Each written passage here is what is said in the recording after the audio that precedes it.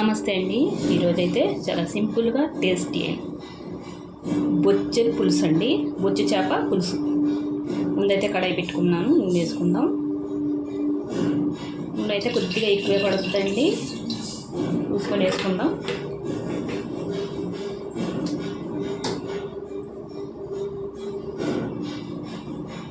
నూనె అయితే వేడెక్కిందండి. చూడండి, 3 ఉల్లిపాయలు, ఒక పెద్ద సైజు టమాటా అండి పేస్ట్ కింద చేసుకున్నాను. ఇలా వేసుకుంటే మనకి పులుసు చిక్కగా ఉంటుందండి. టేస్ట్ కూడా చాలా బాగుంటుంది. ఇదైతే బాగా వేగాలి మనకి. చూసారా, ఇలా పేస్ట్ కింద చేసుకుంటే చాలా టేస్టీగా ఉంటుంది. ఇదైతే కొద్దిగా వేగాలండి. వేగాని మూత పెట్టి వేపుకుందాం కొద్దిసేపు మనం. చూసారా, ఉల్లిపాయలు టమాటా అయితే కొద్దిగా వేగాయండి. అయితే ఇందులో మనం మసాలా వేసుకుందాం. పచ్చి మసాలా అండి, అల్లం వెల్లుల్లి, గసగసాలు అండి, ధనియాలు, లవంగాలు, చెక్క, యాలకులు అన్నీ వేసి నూరిన మసాలా అండి. ఇది చూసుకొని వేసుకోవాలి. తగినంత వేసుకోవాలండి. పులుసు కదా, చేపల పులుసులో మనం మసాలా కొద్దిగా ఎక్కువ వేసుకుంటేనే మనకి చాలా టేస్టీగా ఉంటుందండి. చూసారు కదా, మనం ఈ ఉల్లిపాయ టమాటా పేస్ట్ వేసుకున్నాం కదా, అందులో మనం కలుపుకుంటే మసాలా ఇలా కలిపిస్తూ ఉండాలి. మసాలా వేసి ఈ మసాలా అంతా ఏగితేనే టేస్ట్ బాగుంటుందండి. చూసారా, మనం ఇంకా జీలకర్ర, ఆవాలు పౌడర్ లాస్ట్లో వేసుకుందాం. ఇదైతే వేగాలండి మసాలా కూడా అని. చూడండి, మసాలా కూడా బాగా ఎగిపోయిందండి. ఇదైతే ఇందులో మనం పులుసు కదండి, పులుసుకు తగినంత కారం వేసుకుందాం. కారం అయితే కొద్దిగా ఎక్కువే పడుతుందండి పులుసుకి. మీరు ఎక్కువ తింటే ఎక్కువ, తక్కువ తింటే తక్కువ వేసుకోండి. నేనైతే కొద్దిగా ఎక్కువ వేస్తాను. పులుసు కదండి, కారం ఎక్కువ పడితే పులుసు కూడా బాగుంటుంది. బాగా కలిపేసుకోవాలి, కారం కలిసేలాగా. మనం ఇంట్లో ఆడుచుకున్నాం. వీళ్ళ దగ్గర కొద్దిగా మంచి కారం తీసుకున్నాం. గడ్డల కింద కడుగుద్దండి మంచి కారం అయితే. సరిపడా కొంచెం చేసుకుందామండి.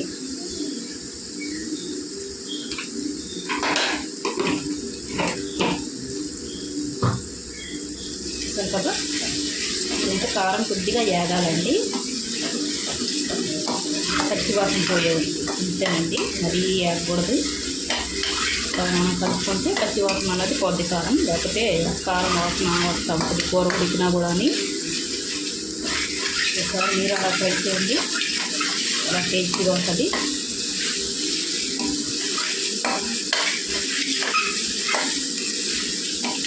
సరే, అయితే కారం వేగిపోయింది కదండి.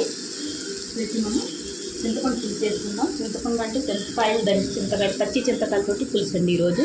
చూసారు కదా, చింతకాయలు బాగా ఉడకబెట్టేసుకొని పిండి స్ట్రైనర్ తోటి వడగట్టుకున్నానండి. చూసారు కదా, మనకి ఎంత పులుసు కావాలో అంత వేసుకుందాం. ఇప్పుడు తీసుకొని వేసుకుందామండి పులుసు.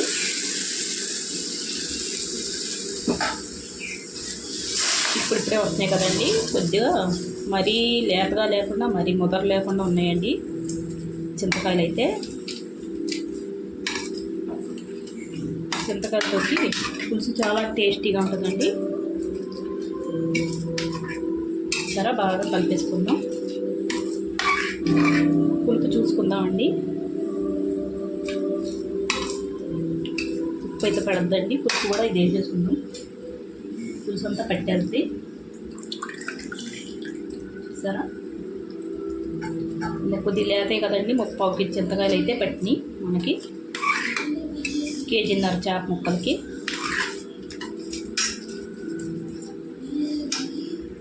ఇదైతే కొద్దిగా మరగాలండి. కొద్దిగా నీళ్ళు కూడా వేసి ఇందులో వేసుకుందాం. కొద్దిగా అయితే నీళ్ళు వేసుకుందామండి. సరే, ఒక అర గ్లాస్ వేసుకుంటే సరిపోతుందండి. బాగా కలుపుకుందాం.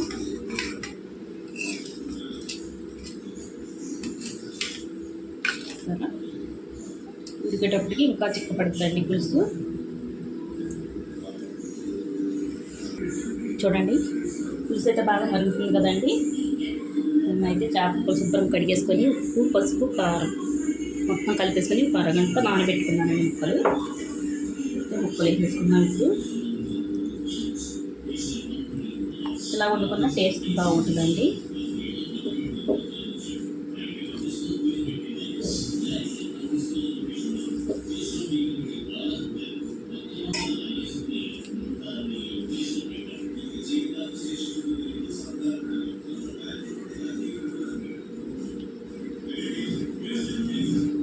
ముక్కలన్నీ ఇలా వేరు చేసుకుందాం. అయితే మంట పెద్దగా పెట్టుకొని మూత పెట్టి వండుకుందామండి. ఈ పచ్చిమిరపకాయలు కూడా వేసుకున్నాను, మర్చిపోయాను. ఇప్పుడు వేసుకున్నప్పుడే పచ్చిమిరపకాయలు కూడా వేసుకుంటే బాగా ఉడికి టేస్ట్ బాగుంటాయండి. నేనైతే ఒక 5 పచ్చిమిరపకాయలు వేసుకున్నాను. మీ ఇష్టం, ఎక్కువ తింటే ఎక్కువ వేసుకోవచ్చు. ఇప్పుడైతే మూత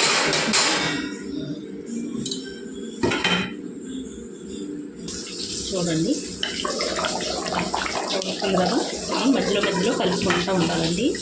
గరిటెతోటి కాకుండా ఇలా పట్టుకొని ఇలా కలుపుకుంటే బాగా బాగా ఉడుతాయి ముక్కలన్నీ. కదిలి ముక్కలు బాగా ఉడుతాయి. ఇలా వండుకోవాలండి, చిక్కగా పడే వరకు వండుకోవాలి. చూడండి, చిక్కపడిపోయింది కదా పులుసు. మనం జీలకర్ర, మెంతులు వేసుకొని పొడి చేసుకున్నాం కదా, ఈ పౌడర్ వేసుకోవాలి. కొద్దిగా వేసుకుంటే సరిపోద్దండి, మరి ఎక్కువ కూడా అవసరం లేదు. వేసుకున్న తర్వాత మనం అలా కలుపుకుంటే బాగా కలిసిపోద్ది. ఇందులో పెట్టుకొని ఒక 5 నిమిషాలు వండుకుందామండి, సరిపోద్ది. చూడండి, సిమ్లో పెట్టుకొని 5 నిమిషాలు వండుకున్నాం కదా. నూనె అంతా బాగా తేలింది.